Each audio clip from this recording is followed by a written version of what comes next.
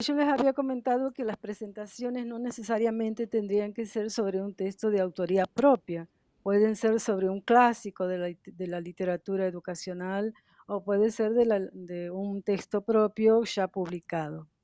Entonces, en este caso, Ricardo Romo va a presentar un texto de la propia autoría y que me parece muy interesante ese texto porque presenta una perspectiva epistémico-pedagógica a partir de algunos autores especialmente latinoamericanos y retoma un poco Vygotsky para pensar las zonas de desarrollo potencial y ahí él va incorporando otros autores para pensar la epistemología y a partir de eso pensar las mediaciones, las matizaciones y las problematizaciones.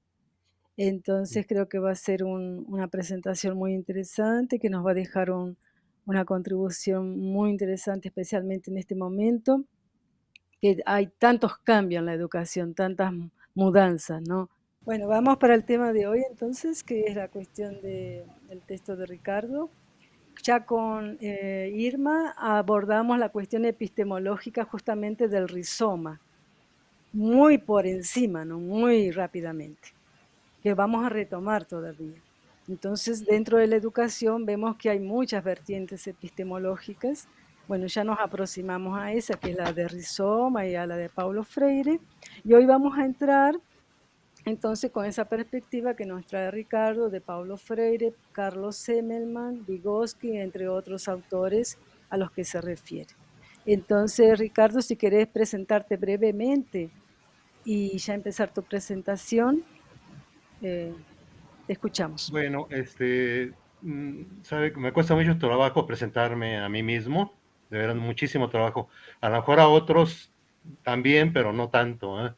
Mm. Pues es que les puedo decir que estudié psicología, la licenciatura, la maestría y el doctorado lo hice en sociología, la maestría en la universidad, el Alma Mater, y el doctorado en la Ciudad de México, en la UNAM, y un postdoctorado de pensamiento y cultura en América Latina con Hugo Semmelman en el Colegio de México. Pero lo más gratificante ha sido realmente el contacto con Margarita Gómez y el Instituto Paulo Freire, que para mí han sido experiencias imborrables, pues que me han marcado, ¿no? Definitivamente. Este texto que se llama Mediación, Matización y Problematización, que apunta a la problemática de la educación superior, ya constituye para mí un pretexto, porque me gustaría elaborar un texto que sea como un homenaje a los 20 años de la publicación de Pedagogía de la Virtualidad, o Educación en Red, mejor dicho, que es Pedagogía de la Virtualidad, que el siguiente año, insisto, cumple 20 años. Entonces, por ahí iría la utilización de este pretexto para la elaboración de un nuevo texto. Y en realidad, lo que les quiero exponer ahora es una reflexión que también tiene una triada que va en el sentido de educación, arte y epistemología. Y lo subtitulo Pensar en verbo y procesos desde la pedagogía de la virtualidad. Así se llama la presentación de hoy. Decirles que son tres momentos expositivos o momentos temáticos. Un primer momento es el pedagógico, el educativo, la educación, mejor dicho. El segundo momento sería el momento del arte y el tercer momento sería el momento epistemológico. Comentarles que hay tres ejes que atraviesan los momentos o los temas. Uno es el de la subjetivación, otro es el de la experienciación y otro más es el de la objetivación. Entonces, son ejes que atraviesan los temas que voy a exponer. Y quiero hacer la exposición a manera de relato, no tanto en un tono académico, sino en un tono como que yo les vaya narrando desde esas temáticas que les he compartido, una serie de experiencias en donde se mueve el plano de la subjetivación, pero también se mueve el plano de la objetivación. Y quisiera empezar con esta idea que la subjetivación de alguna manera articula tres procesos, por lo menos. Ya Margarita, cuando leo su texto, releo el texto, me doy cuenta que hay otro elemento que viene siendo la memoria. Pero mientras tanto, yo me limito a una triada, que viene siendo la concienciación, por un lado, la imaginación y los imaginarios.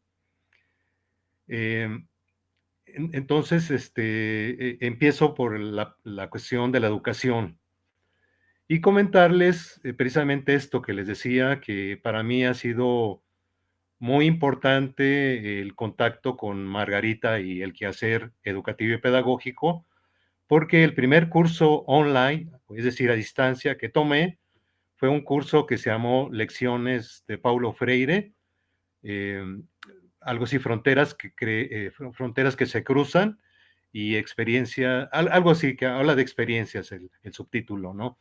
Fue el primer curso que un servidor tomó en 2002 en Claxo, en la plataforma de Claxo. Entonces eso marcó para mí realmente un horizonte que hasta ese momento lo traigo conmigo y con mucho enriquecimiento. Después del curso, en 2003, viene la publicación del libro, coordinado por Margarita, Moacir Gadotti y Luz Cardes Freire, y también marcó un momento muy importante porque nos convocó presencialmente en Porto Alegre para la presentación del libro, ¿no? Entonces, lo que fue virtual, el curso virtual, posibilitó un encuentro presencial. O sea, entonces fue muy bonito ese tránsito de lo virtual o de lo participativo a lo presencial. Esa presentación fue muy singular para mí, en donde pues, aprendí mucho. Y en ese contexto, Margarita no lo sabe, pero José, que ya era mi amigo, me comentó, fíjate Ricardo que vamos a publicar la tesis que ha defendido Margarita Gómez en la Universidad de Sao Paulo, ¿eh? Entonces, otro momento importante fue la publicación del libro, ¿no? Sobre la posibilidad de una reseña. Y entonces yo le dije a Margarita, pues va a ser una reseña conjunta porque yo no domino las cuestiones técnicas de la pedagogía de la virtualidad o de la educación en red. Entonces me di la tarea aquí en Guadalajara de invitar a, a Marisol, y Marisol invitó a Manuel Moreno, y de esta manera redactamos una reseña conjunta y que circuló por lo menos en 3 idiomas. Entonces el 2004 fue muy importante también porque Margarita gestionó una estancia en el Instituto Paulo Freire de Sao Paulo, ¿eh? En donde pues conocí la biblioteca de Freire, pero también al hijo Freire, Lush, con el cual dialogué. Y un momento estelar y de veras culminante de esa estancia fue el día 4 de agosto de 2004. O sea, no crean que tengo tan buena memoria. Me remití a lo que yo llamo páginas creativas, en donde ahí redacté una especie de relatoría de ese día, de lo que ocurrió, lo que aconteció.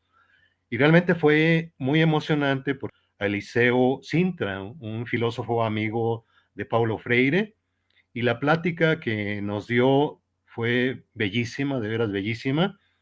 Entre otras cosas, nos platicó que como buen metodólogo, buen lógico que era, eh, creo que lo dialogó con Freire y le dijo que para él, no recuerdo bien, pero total, nos dijo que para él la obra maestra de Paulo Freire no era Pedagogía del oprimido, perdón, sino Cartas a Guinea-Bissau.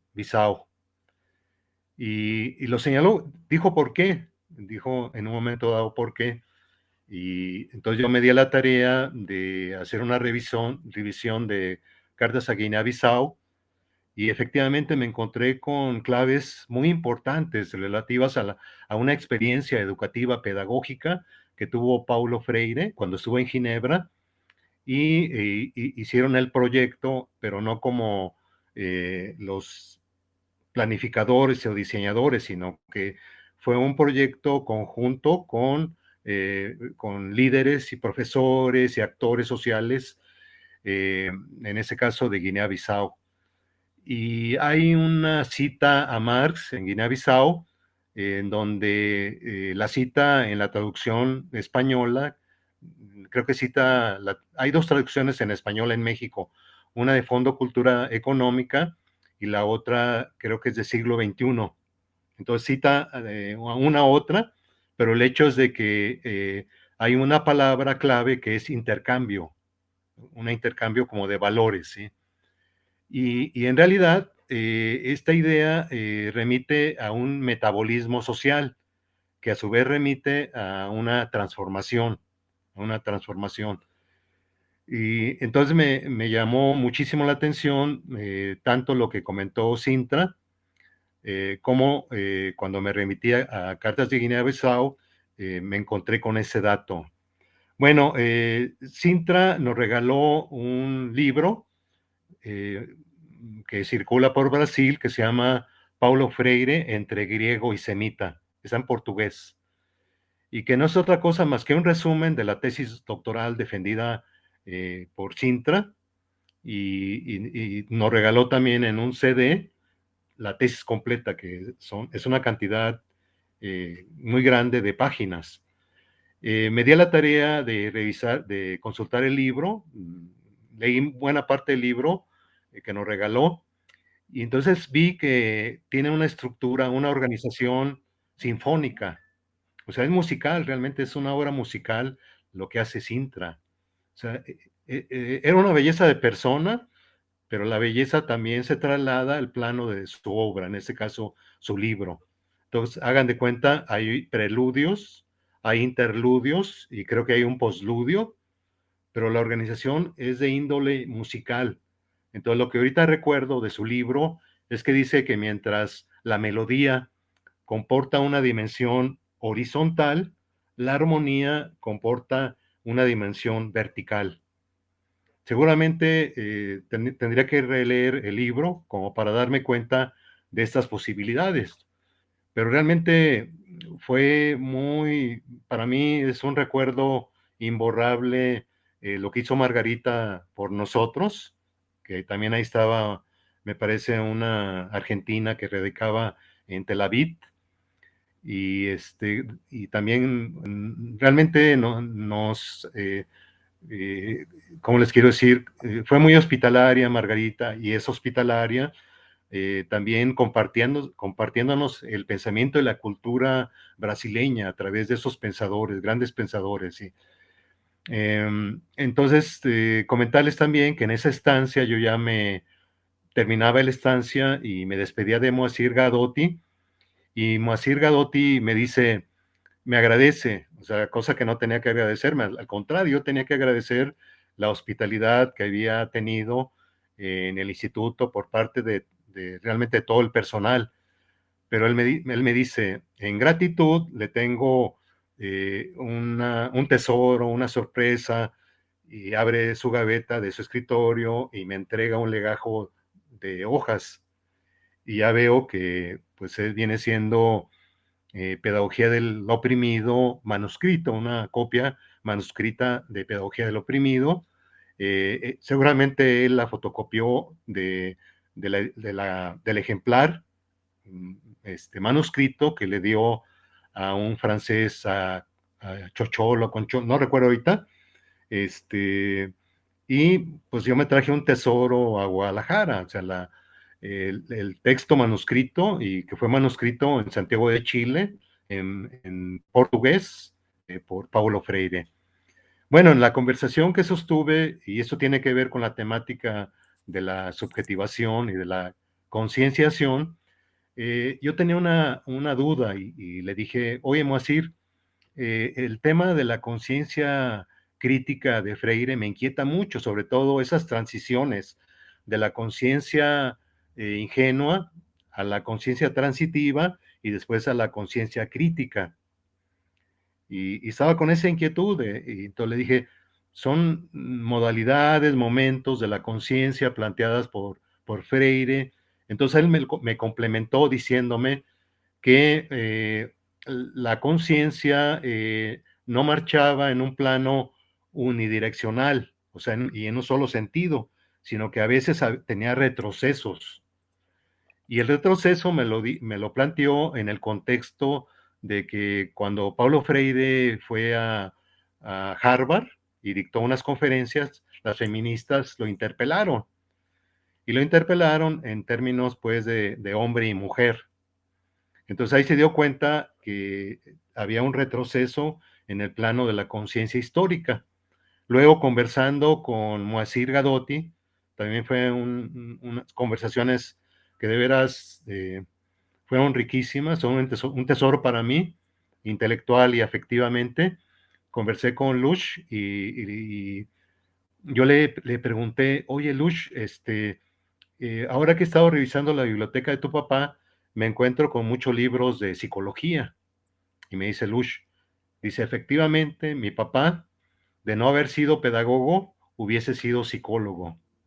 Entonces me di cuenta del cómo Paulo Freire denomina en la educación como práctica de libertad, cómo denomina método psicosocial de alfabetización. Entonces ahí entendí de por qué eso. Y me complementó Lush un dato, dice, mi papá cuando fue, dice, nos llevaba generalmente a todos los viajes, a todas las estancias que hacía, nos preguntaba, ¿quieren ir? O sea, para que vean ustedes el plano democrático de Freire con su familia. Les preguntaba, ¿quieren ir? Y decían sí. Cuando no querían ir, pues no iban.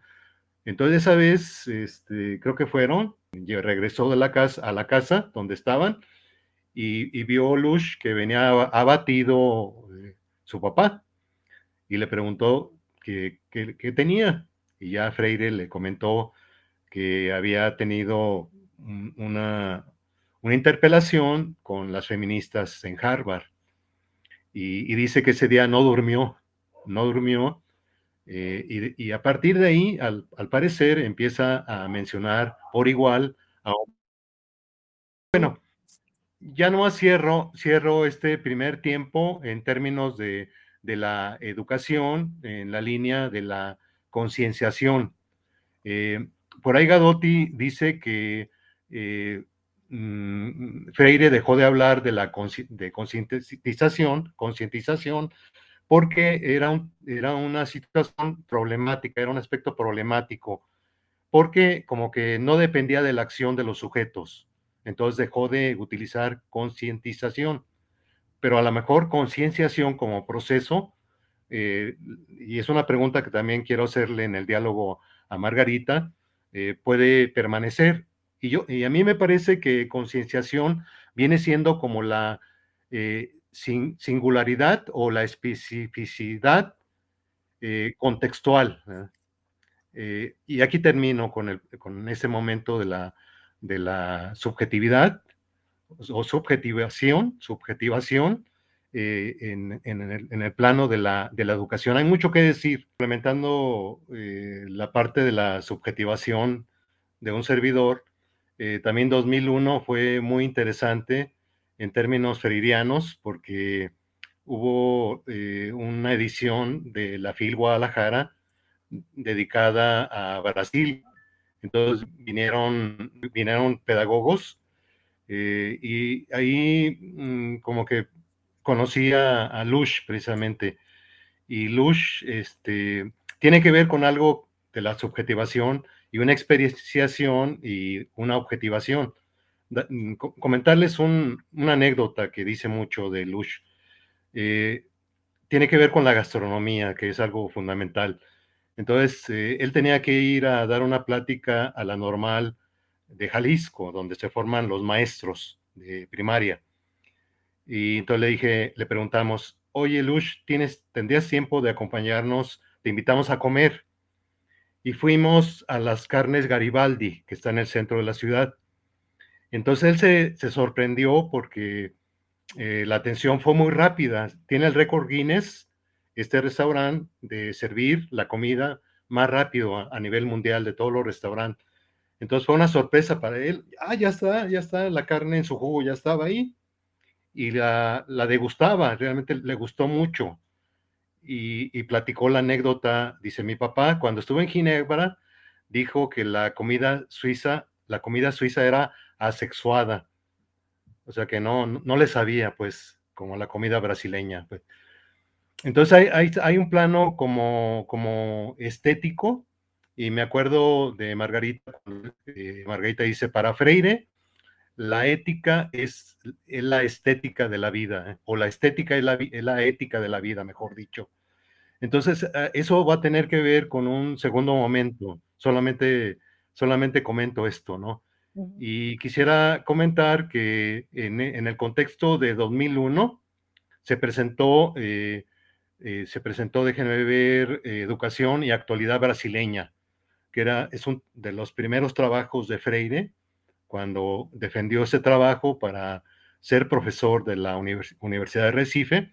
Entonces, uno de los autores señala que precisamente hubo un debate con los marxistas brasileños de entonces, donde los marxistas pensaban que las contradicciones, cuando se agudizaban, llevaban a un plano de conciencia crítica, como una cuestión así mecánica. Y Freire decía, no, es que es necesaria la educación para llevar precisamente del momento de la conciencia ingenua a la crítica, a la conciencia crítica, se precisa la educación. Entonces, también es algo muy importante, ¿no? Comentarles eso. Sensibilidad desde el cuerpo mismo. Entonces ya viene siendo todo un giro, ¿no? Y ahorita que menciono a Dussel, precisamente lo que hace Sintra es una mediación entre Levinas y Paulo Freire. La mediación viene siendo el planteamiento de Dussel y hace una lectura directa de Levinas, pero también una lectura desde el planteamiento de filosofía de la liberación de Enrique Dussel. Entonces, como que es muy importante, ¿no? Vamos a pasar para la segunda etapa. El tiempo se pasa rápido. Entonces Sí, abordamos el primer momento, que era la cuestión de la concienciación y educación, y ahora pasamos entonces para el segundo momento. sí, el segundo momento tiene que ver con un momento metodológico que tiene que ver con el arte, con el tema metodológico de la petición de reportes. Yo como profesor les pedía reportes a mis alumnas y a mis alumnos. Entonces yo lo que hacía era registrar los reportes, ubicándolos por niveles y por modalidades. Entonces eso me llevó precisamente a reflexionar en términos epistemológicos sobre la mediación que yo daba a los alumnos, a las alumnas, y sobre las modalidades de los reportes. Entonces, esto en el 2011 lo escribí tras de mucha reflexión y mucha práctica. O sea, no todo es abstracción, sino que hay una concreción, hay experiencias de tipo didáctico, de tipo educativo, con alumnas de pedagogía en una universidad particular de Guadalajara, en donde me sirvió como un laboratorio pedagógico y epistemológico. Entonces, como que en un momento dado, las reflexiones de las mediaciones sean modulantes o sean matizantes que yo coloco en el texto, eh, que les compartió Margarita, que les compartimos, tiene que ver con esa práctica. Con el tiempo, bueno, yo escribí y publiqué este trabajo, les presento la portada. Vale. La portada tiene que ver con dos rectángulos, uno superior y otro inferior. Entonces, el diseño es de un diálogo que sostuve con un sobrino que a su vez fue corrector del texto. Entonces, me entendió perfectamente, ¿eh? Entonces, producto del diálogo viene siendo este trabajo, que yo lo concibo como un gran reporte de lecturas, porque yo como lector vierto mi experiencia lectora en ensayos, son 11 ensayos que yo escribo, en torno a poemarios, en torno a novelas y en torno a otro ensayo. Esos ensayos particulares, que son 8, son como reportes particulares que integran este gran reporte que viene siendo el libro.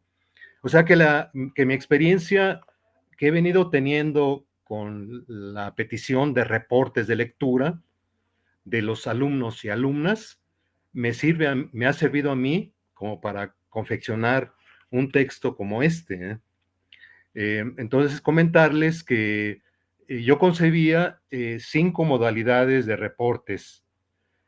Reportes textuales, reportes contextuales, es decir, una lectura contextualizada de lo que leyó el alumno o la alumna, pero también reportes que tienen que ver con lo intertextual, un diálogo entre textos, intercontextual, o sea, diálogo entre contextos, y una quinta modalidad que dejé abierta, que le denominé reportes artísticos.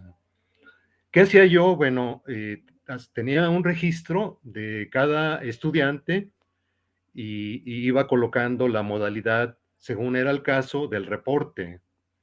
Entonces, comentarles de una experiencia muy interesante porque teníamos reuniones en la licenciatura en pedagogía, los profesores y profesoras.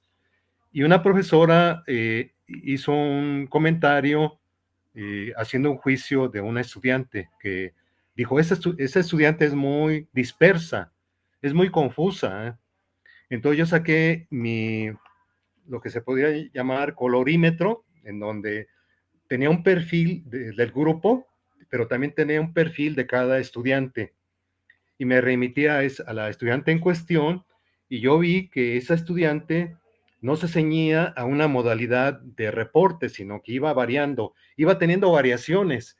Es decir, en un reporte era textual y el siguiente era contextual, y después era intercontextual o era intertextual o artístico.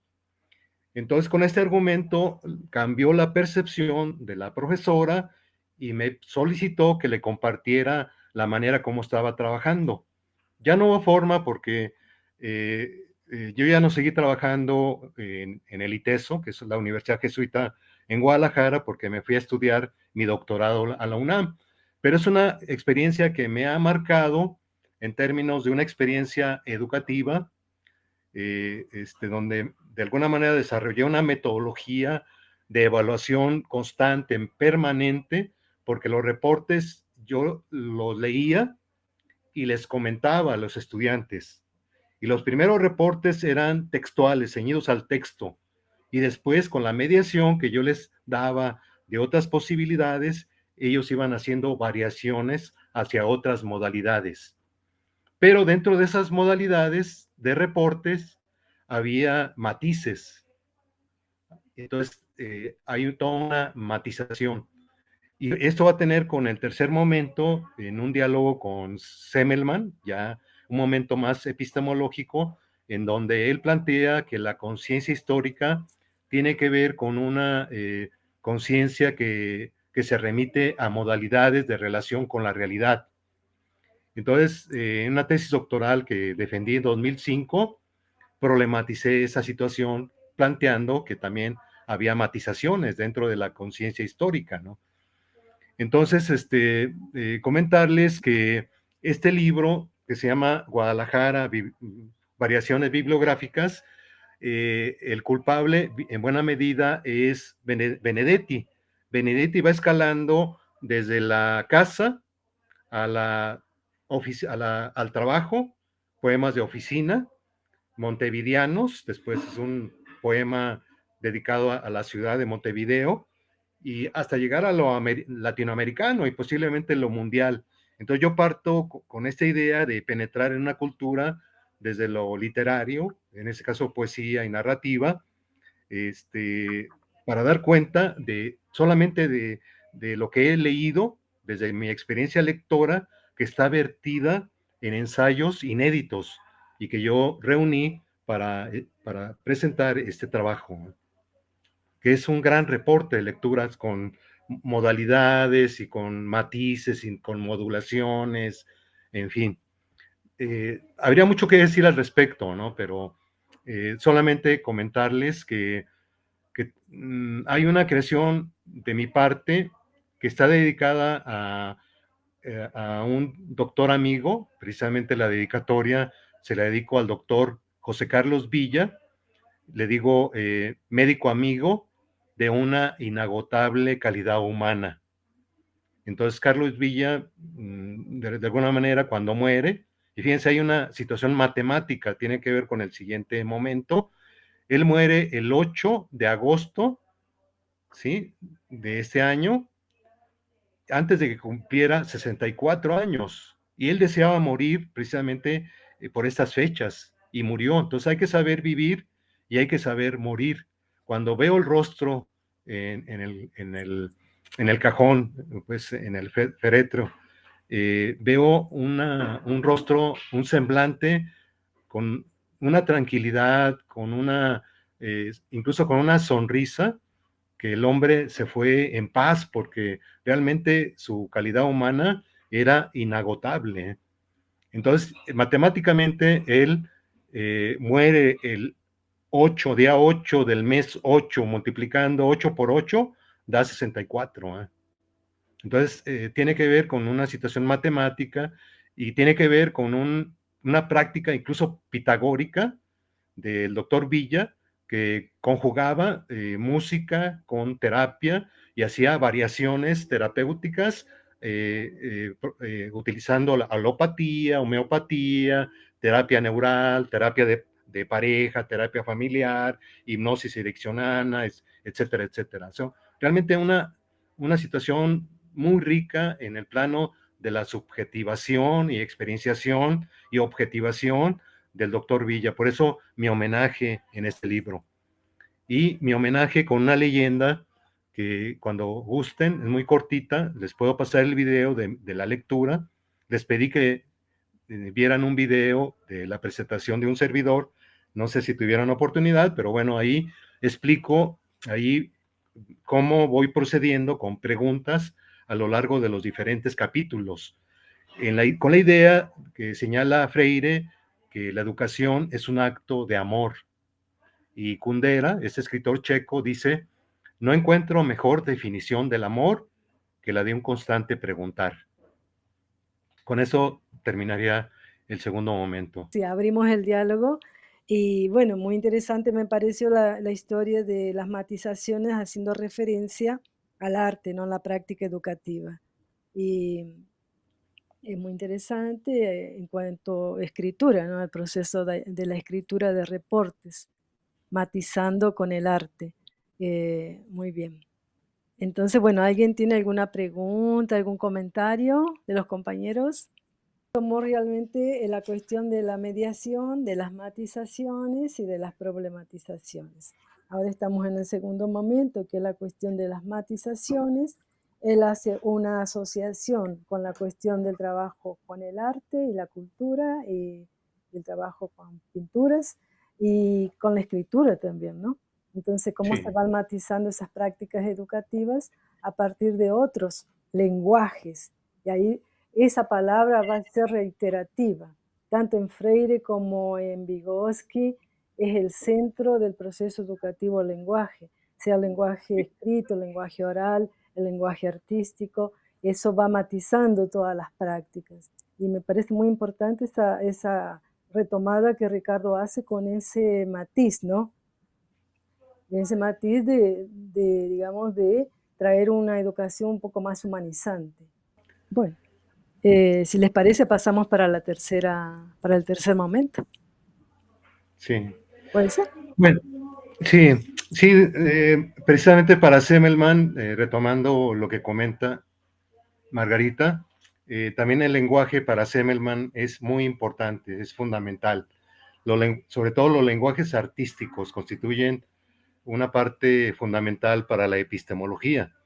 El enriquecimiento de la subjetividad a través de los lenguajes artísticos constituye una parte fundamental para Semmelman, junto con la educación. O sea, la educación es central para Semmelman. Yo nunca las veces que yo escuché a Semmelman, nunca escuché que hiciera una referencia a Paulo Freire, pero en algunas entrevistas sí cita a Freire. Y de hecho el instituto que él funda, que se llama Pensamiento y Cultura en América Latina, uno de los referentes fundamentales viene siendo la perspectiva freiriana. Entonces decirles que, a ver, déjenme ver cómo retomo. Bueno, ya con Semmelman estamos en el terreno propiamente de la epistemología. Y cuando he leído yo la obra de Semmelman, me he encontrado con algunos alcances, muchos alcances, pero también con algunas limitaciones. Y él estaba consciente de que también el hombre y la obra producida por el hombre son inacabados. En ese sentido coincide con la perspectiva freiriana del inacabamiento, inacabamiento de hombres y mujeres que están en un proceso constante de conocimiento, y ahí la necesidad del diálogo, de la conversación para enriquecer ese estar siendo del que menciona Margarita. Estar siendo es un proceso, ¿no? Bueno, entonces una de las dificultades que yo me encontraba con Semmelman fue con el tema de las matizaciones. Entonces, en la tesis doctoral me animé, y creo que también en este artículo, que es muy posterior a la tesis doctoral, la tesis fue 2005 y este trabajo fue 2011. En este texto problematizo la situación de las modalidades, la conciencia histórica como una situación que tiene que ver con las modalidades en una relación que construimos con la realidad. Entonces, yo me preguntaba, ¿y los matices, las matizaciones, dónde quedan? Y leyendo a Bakhtin en una línea más literaria, él da cuenta del arte, sobre todo literario, ahí viene una cita que yo eh, planteo, que yo de alguna manera saco de, sí, estética, la extraigo de Estética de la Creación de Mikhail Bakhtin. Ahí viene precisamente el papel de los matices. Entonces, trato de plantearlo en términos de las mediaciones, que para Semmelman son mediaciones modulantes, que tienen que ver con las modalidades, y con la práctica que yo tuve con estudiantes de pedagogía, de terapia familiar, me percataba que también había modulaciones o matices. Entonces, de ahí viene esta reflexión. Pero bueno, hay un planteamiento medio ambiguo en mi escrito, porque a veces hablo de mediaciones tematizantes o temáticas y mediaciones modulantes o matizantes. Entonces ya decirles que quiero ordenar ahora y decirles que por lo menos vislumbro tres mediaciones. En este caso, mediaciones modulantes o matizantes, mediaciones modalizantes de modalidades y mediaciones tematizantes. Entonces, eso lo planteo como un desafío de mi parte y en diálogo con ustedes y en diálogo con Margarita. Pero la parte más interesante que se me hace de Semmelman es el punto. Él habla permanentemente de subjetividad, igual que Freire, habla de los sujetos. O sea, si algo tiene la pedagogía y la educación, es entablar una práctica con personas y sujetos de carne y hueso. Eso lo recalca tanto Freire como Semmelman. Pero sobre todo la educación tiene esa ventaja, esa virtud de operar, de trabajar, de elaborar con personas reales de carne y hueso, sea en una modalidad presencial o participativa en lo virtual, tal como lo hace Margarita desde hace mucho tiempo. Entonces, algo que en todo esto me llama la atención es cómo concibe la crítica. La crítica como un núcleo de la conciencia histórica y la crítica como una modalidad de organización con la realidad que tiene que ver con la objetivación. precisamente con esa objetivación que viene siendo, por ejemplo, el libro, que viene siendo la computadora, pero que viene siendo la objetivación de los reportes. Por ejemplo, los alumnos y a las alumnas eran lectores y lectoras de un texto que les presentaba. Me presentaban el reporte y yo era el lector de esos reportes, pero posteriormente esa experiencia lectora la vertía en un ensayo que daba a los estudiantes para que leyeran. Entonces, como pueden ver, hay un plano como de recursivo, de recursividad, de despliegue. No es recurrente en el sentido de que 2 más 2 es igual a 4, o A más B es igual a C, A más B es igual a C. No es recurrente, sino que es recursivo, implica una recursión, una recursividad. Bueno, este plano está en estado práctico tanto en Freire como en Semmelmann. No está explicitado. Donde sí está explicitado es en Levinas, cuando habla de la recurrencia al otro. Hay una explicitación. Entonces ahí como que viene una problematización hacia Semmelmann, ¿no? Que él invitaba, él era sumamente autocrítico, igual que Freire, y nos hacía toda una autocrítica de su trabajo. Entonces yo no tengo empacho en autocriticar mis textos, porque lo aprendí directamente de Semmelmann.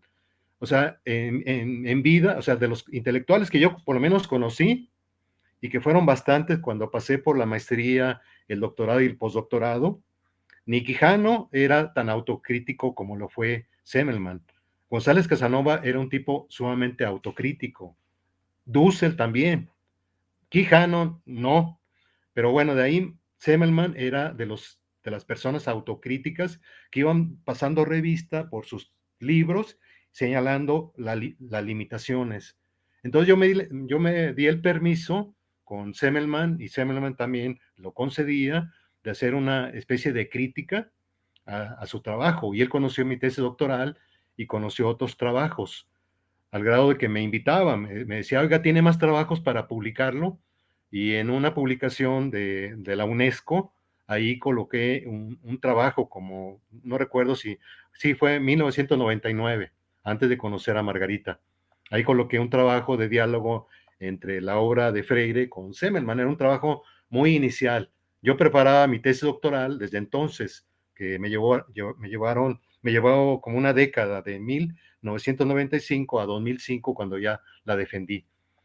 Entonces ahí fue como un debate y fue un diálogo a pesar de los autores entre Freire y Semmelmann. Un poco igual a como lo hace Sintra entre Levinas y Freire, mediado por Dussel. Bueno, aquí yo solamente diría lo siguiente. La verdad, yo nunca he diseñado y impartido un curso virtual. Desafortunadamente, yo dejé de dar clases en el 2019, o posiblemente un poquito después vino la pandemia y se vinieron un boom de cursos virtuales, donde yo pude haber trabajado de no haberme jubilado. Pero bueno, ahora tengo como desafío armar un curso online con conocidos, y hay todo un plano de politicidad, porque tanto Freire como Semmelmann le apostaban a la política, a lo político. Entonces va a tener este tono político, el empleo de este medio, que puede ser una mediación también, para que sea material de un curso online. Entonces ahí le pediré el auxilio, la mediación de Margarita. Prometo darme la tarea de releer Pedagogía de la Virtualidad y textos que ha escrito posteriormente a Pedagogía de la Virtualidad, o Pedagogía, Educación en Red, perdón, y después Pedagogía de la Virtualidad. Bueno, aquí paro el segundo momento, el segundo tema. Ya el tercero, El tercero. el tercero, pero Bueno, ya no es redondeo, Margarita, perdóname. sí, sí, sí. Entonces aquí la matematización tiene que ver con una articulación de lo que yo llamo retrospección, que está presente en la ilustración, la portada del libro, una variación retrospectiva de lo más antiguo a lo más reciente,